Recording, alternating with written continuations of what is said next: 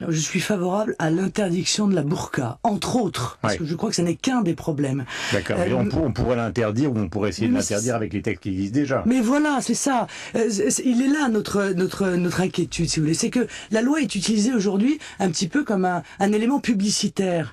Il y a des règlements qui permettent aujourd'hui d'interdire la burqa sur notre territoire. Donc la loi est inutile. La loi est inutile. Elle est un affichage. En revanche, ce qui serait utile, c'est ce que nous demandons, à savoir inscrire dans la Constitution de manière très ferme, la République ne reconnaît aucune communauté. Parce que ça permettrait de s'opposer à l'ensemble des revendications communautaires quotidiennes dont sont victimes non seulement le service public, les fonctionnaires que l'on laisse face à ces revendications souvent confessionnelles, seuls, sans réponse, mais aussi le secteur privé dont on parle très peu et qui lui aussi est confronté à toute une série de revendications.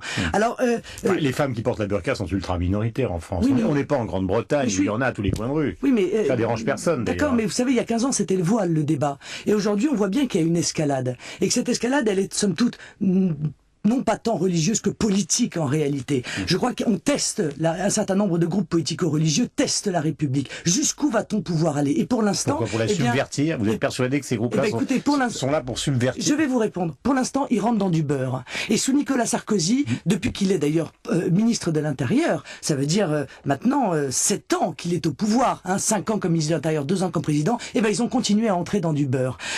Oui, je crois qu'ils veulent que la France reconnaisse le concept de communauté pour pouvoir appliquer à leur propre communauté des règles qui lui soient précises. Mais ça existe en Grande-Bretagne. Marine Le Pen et le gouvernement ont été de droite et de gauche. Et ils le regrettent bien, Monsieur Durand. D'accord, mais enfin, ils n'ont pas subverti le royaume britannique. La reine est toujours là.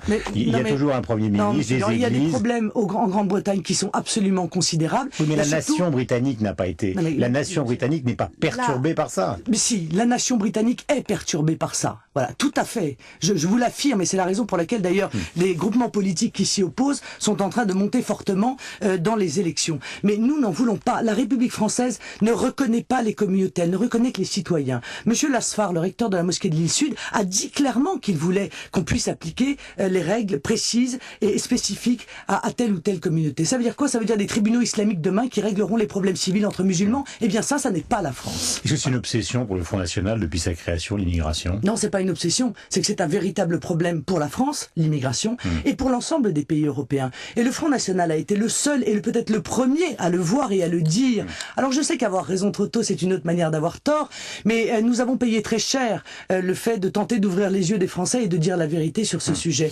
Aujourd'hui, je pense que certains Français nous en sont reconnaissants. Quand Éric Besson, vous allez affronter sur France 2, on va en parler dans un instant, dit « Nous allons vers le vote des étrangers aux élections locales ».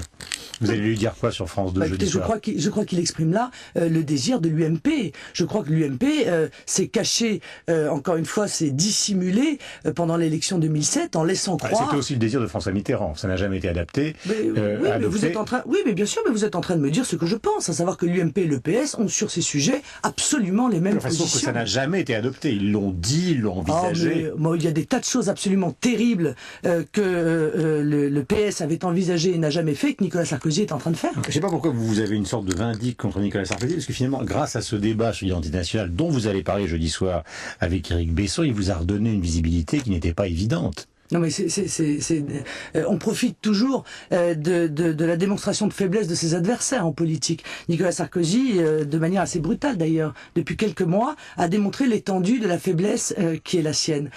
Omni-président, impuissant à régler les difficultés.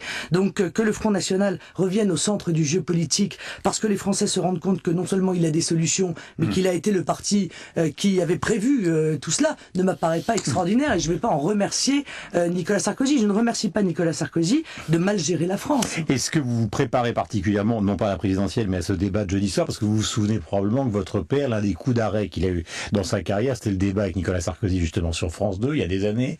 Est-ce que vous avez l'impression que pour le Front National d'aujourd'hui, le débat... Non mais c'est votre analyse, je ne crois pas en le D'accord. Est-ce que vous avez le sentiment que ce débat justement peut être pour vous, si vous pulvérisez Besson, ou si Besson vous pulvérise, un moment fort justement? De toute façon, ce sera un moment fort, parce que tout à fait évidemment, lors de ce débat, les Français vont se rendre compte de l'étendue de ce qui sépare les convictions ou les positions du gouvernement de Nicolas Sarkozy porté par M. Besson et les positions du Front National. Donc ça va être très intéressant pour les Français de se rendre compte peut-être de l'étendue justement de l'escroquerie dont ils ont été victimes lorsqu'ils ont élu un président dont ils pensaient qu'il allait appliquer une partie du programme de Jean-Marie Le Pen et qui en réalité va dans le sens exactement inverse.